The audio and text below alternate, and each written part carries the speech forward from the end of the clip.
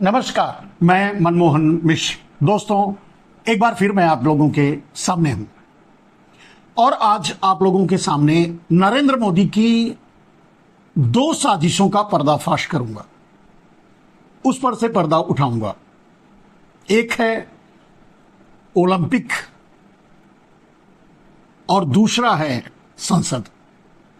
तो बात पहले विषय की करते हैं, पहले मुद्दे की करते हैं। मेरे दोस्त, आपने देखा कि हमारी आपकी इस देश की महान बेटी विनेश फोगाट के साथ नरेंद्र मोदी ने क्या किया। जंतर मंतर पर नरेंद्र मोदी के बलात्कारी, भ्रष्टाचारी, व्यभिचारी, न जाने क्या क्या चारी बृजभूषण शरण सिंह के खिलाफ आवाज उठाने की कीमत आज विनेश फोगाट को पेरिस ओलंपिक में चुकानी पड़ी है। और इसमें कोई दो राय नहीं कि इस साजिश में सीधे नरेंद्र मोदी का हाथ है। नरेंद्र मोदी, मैंने पहले भी कहा है कि नरेंद्र मोदी को बड़े करीब से मैं पहचानता हूं, जानता हूं, सोच को, खास करके उनकी सोच को। शायद वो सोचते हैं वो समझ ना पाते हो, लेकिन उनकी सोच को मैं समझता हूं। इसलिए दावे के साथ ये कह सकता हूं कि नरेंद्र मोदी ने साजिश रच करके विनेश फोगाट को ओलंपिक से बाहर करवाया। और ये सोशल मीडिया में खास करके राष्ट्रवादी पत्रकारों द्वारा ये बात उठाई जा रही है, विद प्रमाण कई ऐसी बातें सामने लाई जा रही हैं जिसके द्वारा ये सीधे दिख रहा है कि नरेंद्र मोदी ने साजिश की, साजिश करवाई, साजिश करके विनेश फोगाट को ओलंपिक से बाहर करवाया। क्योंकि जो व्यवहार नरेंद्र मोदी ने जंतर मंतर पर विनेश फोगाट के साथ किया था, जो व्यवहार सिर्फ विनेश फोगाट नहीं, उन खिलाड़ियों के साथ किया था जो बृजभूषण शरण सिंह के खिलाफ न्याय मांगने के लिए सड़क पर उतरी थी, उसके बाद नरेंद्र मोदी किसी खिलाड़ी से कम उनसे तो आंख मिलाने का साहस नहीं रख पाते। उनका आचरण महिलाओं के प्रति, खिलाड़ियों के प्रति सामने आ चुका था। वो सीधे सीधे बृजभूषण शरण सिंह के साथ खड़े रहे और यहां तक कि 2024 के चुनाव में भी उनको टिकट भले नहीं दिया, लेकिन उनके बेटे को टिकट देकर उनके परिवार में ही राजनीति को समेटे रखा।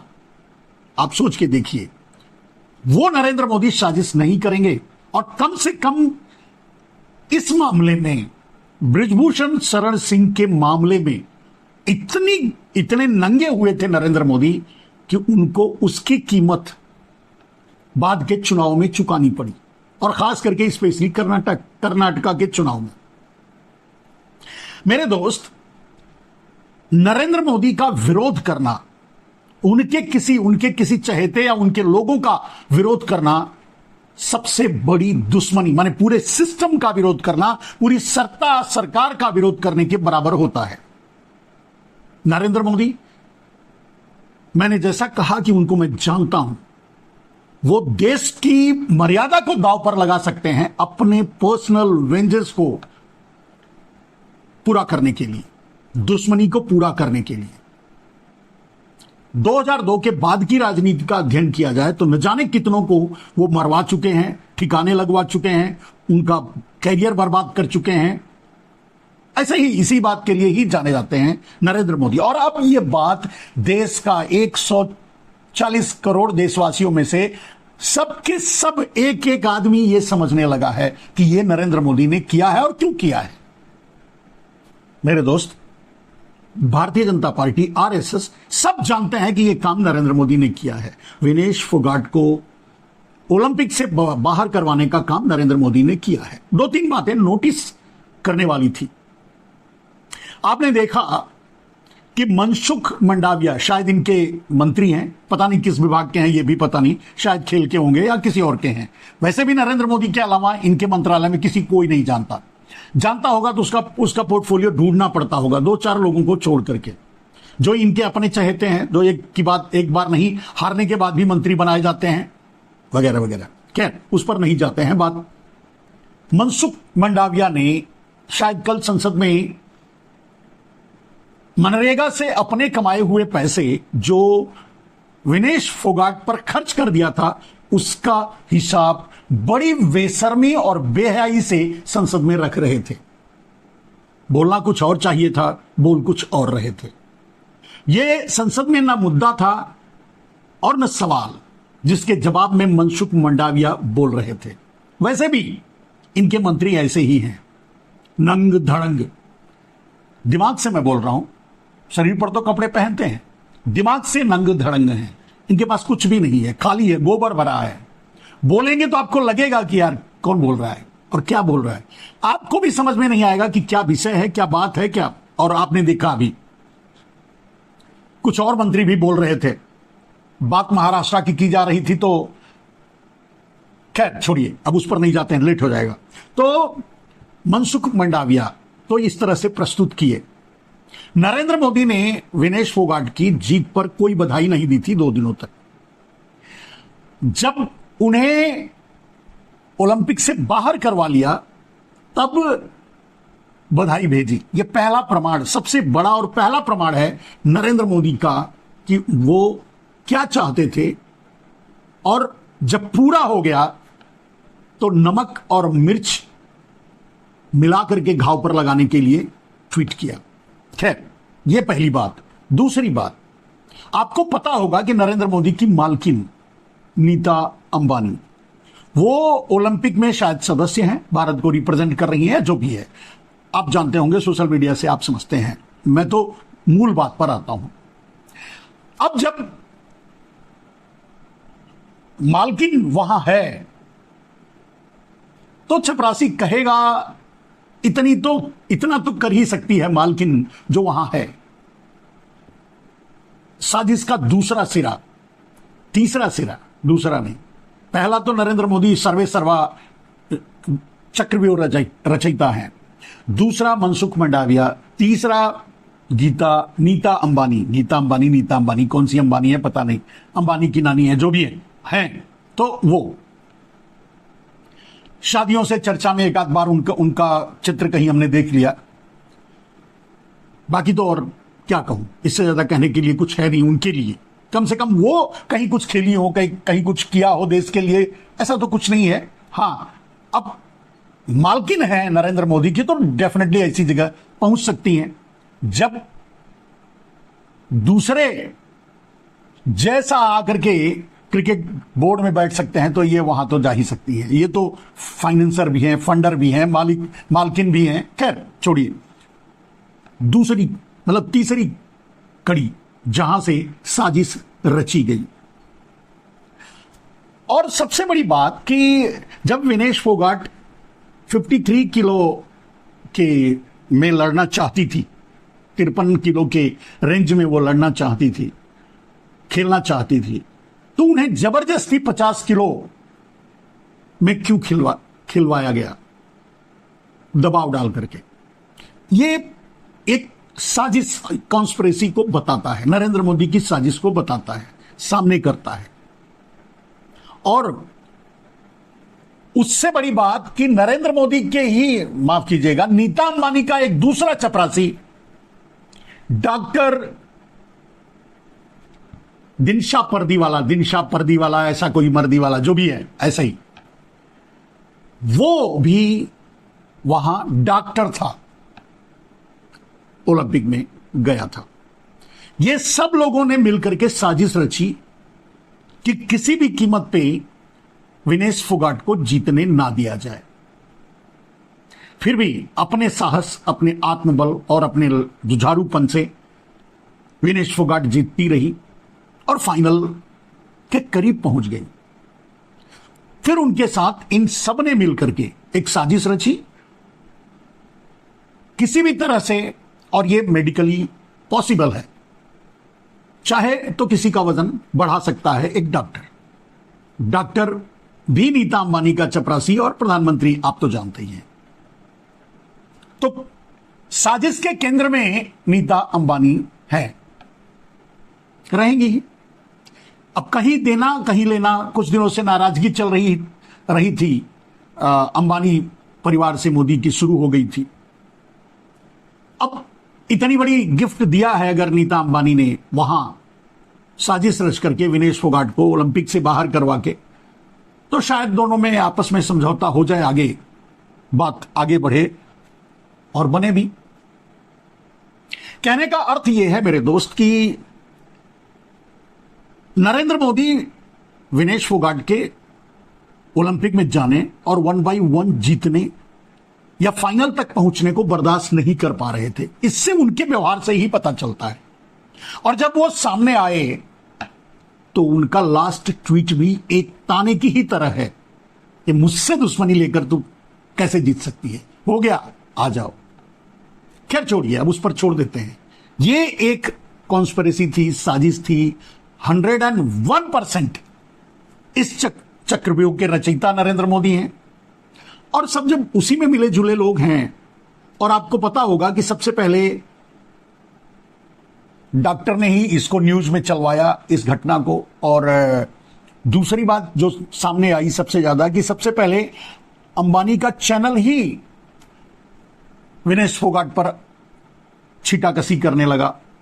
कहने का मतलब, और अभी भी कर रहे हैं मोदी के से जुड़े, मोदी के लल्लू चप्पू लोग वही करेंगे, वो उससे ज्यादा वो कर नहीं सकते। लेकिन यहां ये बात मेरे दोस्त पूरी तरह से क्लियर है, कोई डाउट नहीं है कि नरेंद्र मोदी ने यह साजिश नहीं रची और विनेश फोगाट को ओलंपिक से बाहर नहीं करवाया। इससे क्लियर है, उन्होंने ही करवाया है। अब इसको किसी भी तरह से कोई कुछ नहीं कर पाएगा, कोई जांच नहीं होगी। आपको पता ही है कि मोदी की तरफ से और सरकार की तरफ से कह दिया गया आप कुछ नहीं हो सकता, आ जाओ। फिर भी जो भी है, जो भी हुआ, वो विनेश फोगाट के साथ बुरा हुआ।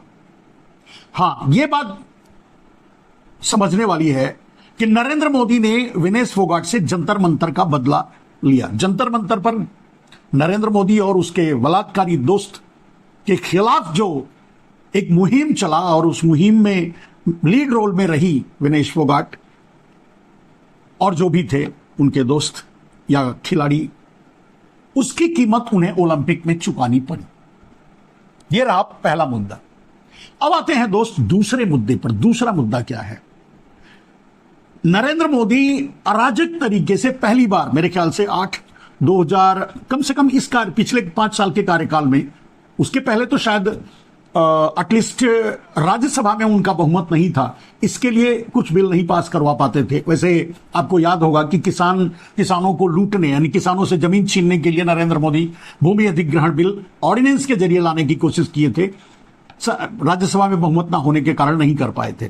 फिलहाल सबसे ज्यादा अराजकता उन्होंने इन पिछले 5 सालों में किया, 2019 के बाद, जब वो राज्यसभा और लोकसभा दोनों में बहुमत हासिल कर लिया, तो बिंदास अनाप शनाप जो भी हुआ सब कुछ नरेंद्र मोदी बिल पास करवाते रहे। लेकिन पहली बार वक्फ बोर्ड का बिल अटका है, पास नहीं करवा पाए। उसे ज्वाइंट पार्लियामेंट कमेटी के पास भेजा है। जो भी है, संसदीय व्यवस्था जो भी है उसमें हो रहा है। लेकिन आपको समझने वाली बात क्या है कि आखिर यह मुद्दा संसद में क्यों आया? नरेंद्र मोदी क्यों ऐसा चाहते हैं? इस पर बिल लाने की उनको क्यों जरूरत पड़ी? अगर इसको आप समझेंगे तो जैसे किसान बिल नरेंद्र मोदी का बिल नहीं था, अडानी का था, उसी तरह से यह वक्फ बोर्ड का बिल भी नरेंद्र मोदी का नहीं है, अडानी का है। अब अडानी का क्यों है, इसको समझने के लिए आपको पहले यह समझना पड़ेगा कि अडानी को नरेंद्र मोदी वो सब कुछ दे रहे हैं जो जमीन से जुड़ा हुआ है। जैसे सेना की सारी जमीनें अपने दोनों तीनों अपने मूल पार्टनर अडानी को दे रहे हैं। दूसरा, जो ब्लैक मनी क्या कहते हैं, कन्वर्टर्स हैं, यानी ब्लैक मनी रख करके नरेंद्र मोदी के लिए खर्च करने वाले रामदेव और रविशंकर और ऐसे 1-2 और भगवा दलाल होंगे, उनको दे करके उनसे जो करवाते हैं उनको दे रहे हैं। तो सेना की जमीन जिनके पास सबसे ज्यादा, मैंने कल ये बात बताई थी कि सबसे ज्यादा जमीन सेना, रेलवे और उसके बाद मिशनरियों के पास है। तीसरे नंबर, चौथे नंबर पर आता है वक्फ बोर्ड, जिनके पास जमीनें हैं। सरकार के बाद सरकार, फिर सेना, फिर रेलवे, फिर उसके बाद वक्फ बोर्ड आता है। सरकार मनमानी तरीके से सारी जमीनें अडानी को दे रही है, आप जानते हैं। बाकी सब कुछ दे दिया तो बचा क्या है, जमीनें भी दे रही है जो सरकार की है। सेना की भी जमीन अडानी को और रामदेव जैसे कुछ दलालों को दे रही है, रविशंकर जैसे दलालों को दे रही है, जिन्होंने एक सगुफा छोड़कर 400 लाख करोड़ का काला धन आएगा तो ये होगा वो होगा, आप जानते हैं इनके लिए कैसे प्रचार किया था, वो देने की कोशिश कर रहे हैं। रेलवे की जमीन पूरा अडानी और ऐसे लोगों को देने की कोशिश कर रहे हैं। आपको पिछले दिनों जानकारी भी होगी कि धारा 370 हटाने का सबसे ज्यादा फायदा किसको हुआ। लद्दाख की पूरी जमीन अडानी को दे दी, चाइना को दे दिया कुछ, और कुछ अडानी को दे दिया। धारा 370 हटाने का मूल मुद्दा यही था कि कौन गया लद्दाख में बसने या जम्मू कश्मीर में बसने, कोई नहीं। यहां तक कि वहां के जो विस्थापित पंडित हैं वो भी फिर से वहां जाने के लिए तैयार नहीं और गए भी नहीं, और सरकार ने कोई कोशिश भी नहीं की इस बीच में। हाँ, वहां की जमीनें अडानी को बेचने की योजना जो थी वो उसे कार्य रूप दिया और बेच रहे हैं और बेच देंगे, जो है वो भी दे देंगे अडानी और अडानी जैसे कुछ अपने माफियाओं को, माफिया मित्रों को। उसी तरह से रेलवे की जमीन, मैंने पहले भी बताया था कि रेलवे स्टेशन क्यों बेचा जा रहा है अडानी को, और धीरे धीरे सब कुछ अडानी को रेल का पूरा मंत्रालय ही दे दिया जाएगा, बेच दिया जाएगा अडानी को। क्यों? क्योंकि सबसे ज्यादा जमीनें, मतलब ज्यादा जमीनें रेलवे के पास हैं, जिन्हें कमर्शियली यूटिलाइज करेंगे अडानी, यानी मोदी, यानी मोडानी। वही हाल उन्होंने सेना की जमीन का किया, और वही हाल सरकारी जमीन तो बाप का माल है, दे ही रहे हैं। अब वक्फ बोर्ड पर भी उनकी निगाह है कि उनसे भी छीन करके उनकी जमीनें अडानी को दिया जाए। सीधा सा मसला है मेरे दोस्त। इससे दो फायदे हैं। नरेंद्र मोदी एक तीर से दो शिकार कर रहे हैं। एक तो उनका बहुचर्चित मुद्दा हिंदू मुसलमान ये बनेगा, हिंदू कुछ और कहेंगे, मुसलमान कुछ और कहेंगे, और यही चाहते हैं नरेंद्र मोदी, यही चलता रहे देश में। तभी नरेंद्र मोदी को फायदा है, तभी इस तरह का खरीद फरोख्त और बेचा बेची कर सकते हैं। वरना लोग पूछने लगेंगे, मांगने लगेंगे, हिसाब पूछेंगे धोखाधड़ी के। और कितना भ्रष्टाचारी और कितने बड़े धोखेबाज हैं नरेंद्र मोदी, ये आप देख चुके हैं इलेक्टोरल बिल के जरिए ही। तो ये बिल भी इसलिए लाया गया है, इसका जो मकसद सरकार संसद में रख रही हो ये मुझे पता नहीं, लेकिन इसका मूल मकसद है कि जहां भी जमीन है छीन लो और अडानी को दे दो। सबसे ज्यादा निशाने पर तो किसान हैं, जिनके पास भारत में सबसे ज्यादा जमीन है। यानी अगर सरकार से भी ज्यादा अगर जमीन किसी के पास है तो किसानों के पास है। और वैसे भी आपको पता है कि 70% आबादी हमारी किसानी पे निर्भर है, खेती पे निर्भर है, हमारी जीडीपी भी निर्भर है, हम कृषि प्रधान देश हैं, ये भी है। तो किसानों से उनकी जमीन छीन कर देने की योजना आप देख ही चुके हैं। रेलवे की जमीन दे ही रहे हैं नरेंद्र मोदी। सरकार के पास जमीन है, वो मैंने बोला बाप का माल समझ के अडानी को दिया ही जा रहा है। अब दूसरा, अभी तक मिशनरीज पर हाथ नहीं लगाए हैं नरेंद्र मोदी, शायद वक्फ बोर्ड के बाद अब मिशनरीज पर भी हाथ लगाएंगे, उनकी भी जमीन लेकर के अडानी को देंगे। मकसद जमीन को छीनने का है, मकसद कोई विकास या मकसद कोई क्या, संसद में वो क्या रख रहे हैं, लोग संसद में विरोध कर रहे हैं इस बिल का, क्यों ये नहीं जानता। नरेंद्र मोदी ने संसद में बिल क्यों लाए ये भी नहीं जानता, लेकिन ये अच्छी तरह जानता हूं मैं, क्योंकि मैं मोदी को जानता हूं, और ये अच्छी तरह जानता हूं कि सब कुछ छीन कर उनका मकसद एक ही है कि अडानी को दे दिया जाए। सारे नियम को ताक पर रख करके कोयला, बिजली, पानी, एयरपोर्ट, पोर्ट, रेलवे, सब कुछ अडानी को नरेंद्र मोदी क्यों दिए, मैं पहले कई बार बता चुका हूं। अगर शॉर्ट में बोलने की कोशिश करूं तो बात यह है मेरे दोस्त कि मैंने कई बार यह बात कहा, जैसे कि अडानी शिपिंग का बिजनेस नहीं करना चाहते, लेकिन पोर्ट अपने कब्जे में रखना चाहते हैं, अडानी और मोदी मिलकर के या उनके माफिया लोग मिलकर के।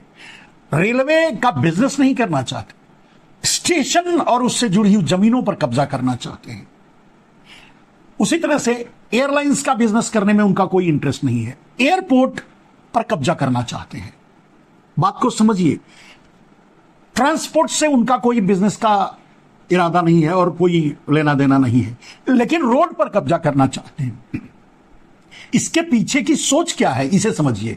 एक साजिश, एक खतरनाक, बहुत खतरनाक सोच है नरेंद्र मोदी की, कि कभी भी कोई देश, पूरा देश अगर नरेंद्र मोदी के खिलाफ हो जाए तो भी नरेंद्र मोदी पूरे देश का गला दबा सकें, यह तैयारी है। और मैं कह चुका हूं कि वैसे भी अग्निवीर योजना इसीलिए लाई गई थी कि उसमें सरकार से ट्रेनिंग मिलेगा और वो जब बाहर निकलेंगे 4 साल के बाद तो अडानी के प्राइवेट आर्मी में भर्ती होंगे, यानी सिक्योरिटी में, और वो देश, मोदी और अडानी के लिए देश से लड़ेंगे समय आने पर, जब प्रादेशिक रूप से विरोध होगा नरेंद्र मोदी का तब। लेकिन यहां समझने वाली बात अगर शॉर्टकट में बताऊं तो जैसे मान लीजिए कि अगर अडानी पोर्ट पे कब्जा कर लिए, पूरा पोर्ट उनके हाथ में है, तो शिपिंग उनके हाथ में ही है, पूरा बिजनेस, इंपोर्ट एक्सपोर्ट सब उनके हाथ में है।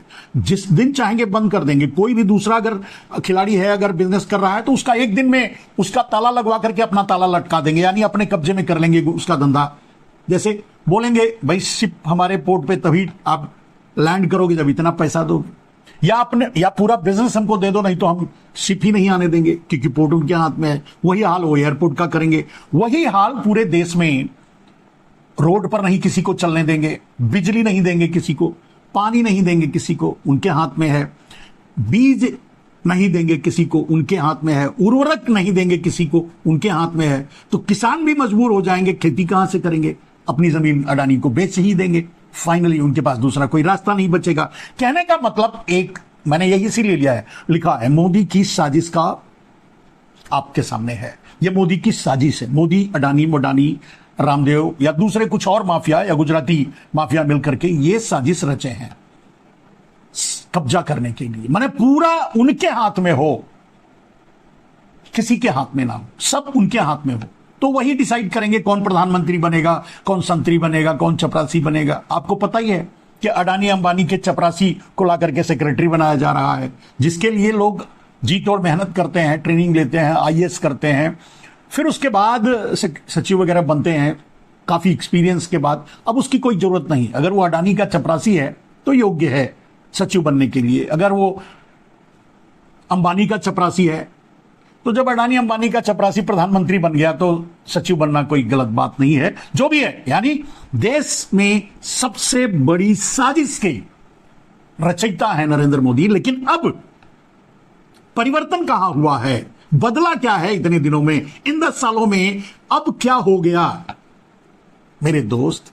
चाहे वो ओलंपिक में विनेश फोगाट के साथ साजिश हो, चाहे वो देश में आम आदमी के साथ साजिश, देश के साथ साजिश हो, सब कुछ आम आदमी आसानी से समझ रहा है। आज बच्चा चाहे कोई भी हो, ये समझ रहा है कि नरेंद्र मोदी की साजिश थी जिसके जरिए विनेश फोगाट को ओलंपिक से बाहर करवाया गया। पूरा देश ये समझ रहा है कि वक्फ बोर्ड का बहाना लेकर के लोगों को लड़ाना इनका मकसद है और उस जमीन को अडानी को देना इनका मकसद है। ये हर आम आदमी समझ रहा है। और वैसे कोई नरेंद्र मोदी को वोट नहीं दे रहा है, छीन करके, लूट करके। आपने जो जिसको वोट दिया उस तक ना पहुंचने देकर ही तो नरेंद्र मोदी इस कुर्सी पर आज बैठे हैं। मेरे दोस्त, अगर मैंने आपके सामने अगर रखने में कामयाब हुआ हूं और आप समझ गए हो तो दूसरों तक भी इसे पहुंचाइएगा। आपके ऊपर है। अगर चैनल अच्छा लगे तो सब्सक्राइब कर लीजिए, बेल आइकन की घंटी दबा दीजिए। अगर मेरी बातें समझ में आती हो, अच्छी लगती हो तो आप तक पहुंचेंगी अगर आप सब्सक्राइब करेंगे, अगर आप बेल आइकन की घंटी दबाएंगे, अगर आप सहयोग करेंगे। क्योंकि आपको पता है मीडिया तो खत्म हो चुकी है, डाबर मीडिया, सुपारी मीडिया सब खत्म। हम आप ही बचे हैं जो लड़ रहे हैं, मिलकर के लड़ना चाहते हैं आपके साथ इस देश को बचाने के लिए।